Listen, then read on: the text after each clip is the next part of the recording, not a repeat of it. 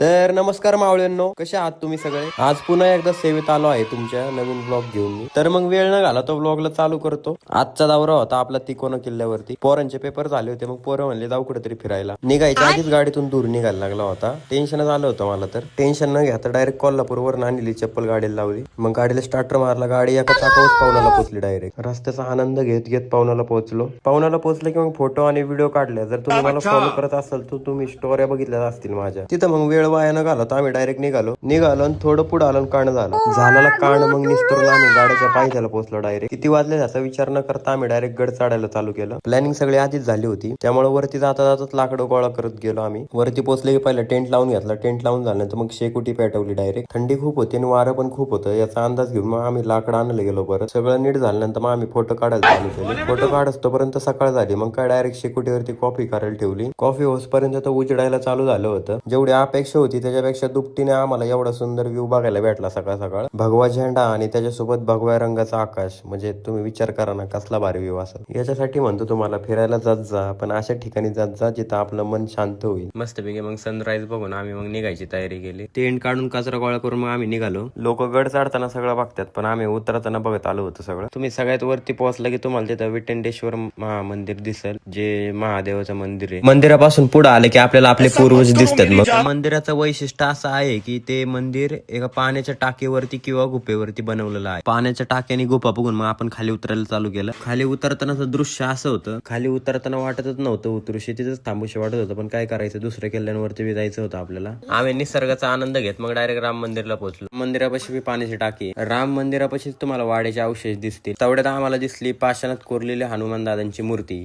एकदम उत्कृष्ट प्रकारे कोरली होती. हनुमान दादांना मन भरून पाहून आणि मग त्यांच्या पाया पडून मग आम्ही आलो मेन दरवाजाला. गुफा बघून मग आम्ही पुढे निघालो. खाली उतरताना असा प्रश्न पडला होता की रात्री आम्ही इथूनच आलो होतो का. खाली उतरत असताना एका ताईने चांगली रिएक्शन दिली, तुम्ही पण बघा. कंटिन्यू हातात कॅमेरा असले की अशा रिएक्शन भेटत राहतात. थोडं चालून मग आम्ही पायथ्याला पोहोचलो की डायरेक्ट गाडी काढली, कारण की आपली मोहीम अजून संपली नव्हती. आपल्याला जायचं होतं अजून दुसऱ्या किल्ल्यावरती. मोहिमेला आत्ताशी सुरुवात झाली होती. आजसाठी एवढंच, आणि व्हिडिओला लाईक करा, कारण की लय दिवस झाले एडिटिंग करतोय आणि लय महिने त्याने एडिटिंग करतोय. आणि फॉलो केलं नसेल तर फॉलो पण करा. पूर्ण व्हिडिओ बघितल्याबद्दल मनापासून धन्यवाद. भेटू आपण उद्याच्या ब्लॉग मध्ये.